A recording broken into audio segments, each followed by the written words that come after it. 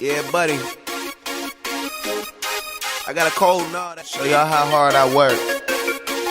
I really go. Lesson 5-1, Inequalities and Compound Sentences. Mike wants to find the perfect girlfriend. Now, in his mind, he has some parameters set. He doesn't want a really short girl, so her height is going to have to be, she's going to have to be at least 6 feet, which is, or at least 5 feet, which is 60 inches. So she's got to be greater than or equal to 60. But at the same time, he doesn't want a really tall girl either. He's 6 feet himself, and he doesn't want a girlfriend that's taller than him. So her height has also got to be less than or equal to 72 inches, which is 6 feet. So this is an and relationship. She has to fall into satisfy both of these conditions here. So when we use the word and, in this case, it's an intersection. Okay, we have to find the things that satisfy both of these conditions. Her weight. In his mind, he doesn't want a little china doll. He doesn't want somebody really light, so he's putting 90. She's got to weigh more than 90. Notice this isn't greater than or equal to, it's just strictly greater than. 90 pounds is too skinny for him. He wants somebody a little bit more substantial.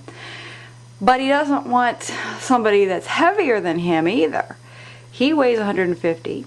He's willing to go up to his same weight, so she can weigh up to 150, but no more. So her weight's got to be less than or equal to 150. Again, an and relationship here. Her weight has to satisfy both of these conditions. His third condition is intelligence. And he thinks that intelligence can be measured by SAT score. Now, there's only 2 kinds of girls he'd consider. A kind of girl that wants to be taken care of and doesn't want to make decisions and doesn't think she's smart enough to make decisions on her own. And he, in his mind, has figured out that that type of girl would score less than 800 on her SATs. Now, this is the type of girl that he could be the man, make all the decisions, and rule the roost. The other type of girl that he would consider, believe it or not, is a girl that's very intelligent and could make all the decisions, and this girl would take care of him. Now, in his mind, he thinks that this girl would score 1200 or better on her SATs. So it's kind of weird. He doesn't want anybody in between. It's either this or that. Those are the only 2 types of girls he'll consider. So this is not an intersection. This is a union situation. We'll take all the girls like that, and we'll also take all the girls like this, but nothing in between. Miss Hilton, you must be worth $1 trillion. Miss Hilton, I like the way you push and glide. Roller skates on a social butterfly. Girl, you're my angel, you're my darling angel. Closer than my peeps, you are to me. Now let's take a look again at these parameters and put them into set notation and take a look at visually their graphs. Alright, the first one is the height. Now the set notation looks like this. You'll see the braces, and then you'll see the variable that's being spoken of, and then you're going to see a colon here. This is not mapping notation. This is set notation, algebraic set notation. And it is read, the set of all heights h such that 60 is less than or equal to the height h, which is less than or equal to 72. So our height has to fall within this range. So writing it this way is a slightly more concise way of writing it than writing it out like this with the word and so on. It means the same thing. Now let's see what it looks like as a graph.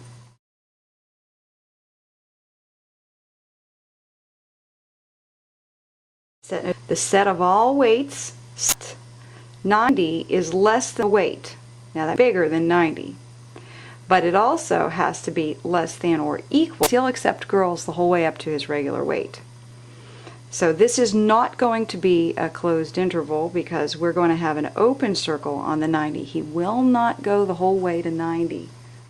All right, here's the graphical representation. We have an open circle on the 90. Everything in between is acceptable, and he'll go the whole way up to 150. He'll include the 150. Now notice the difference between these two graphs. It's two different ways of doing things. Here we put a uniform unit of 10 inches.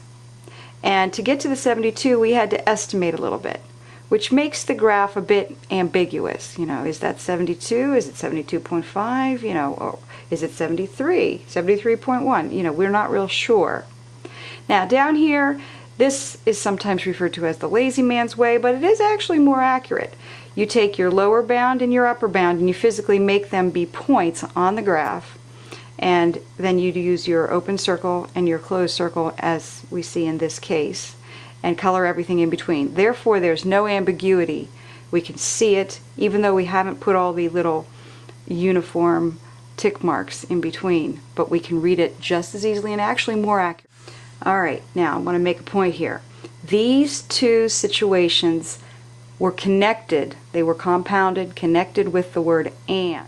And notice they give us intervals. We want the spots where these two independent things intersect, where both this and this is true. And that's where we're getting the little interval. Now, we're going to compare that next with the SAT score, which is an OR relationship. Alright, the set notation is going to look a little bit different here. It's going to be the set S of all scores such that S is less than 800. These are the girls that he can take care of. Or S is greater than or equal to 1200, and these are the girls that will take care of him. Alright, let's take a look here graphically. He wants girls that are scoring below 800. So we've got to have an open circle on the 800 and everything shaded to the left. He also will consider girls that are scoring at or above 1200. So here we have a closed circle and everything shaded to the right. Now notice it's not an interval in between here. This is a union of two separate rays or two separate intervals. Okay, he'll take these or he'll take these. So this is an OR relationship. This is what it looks like when graphed, as opposed to an AND relationship.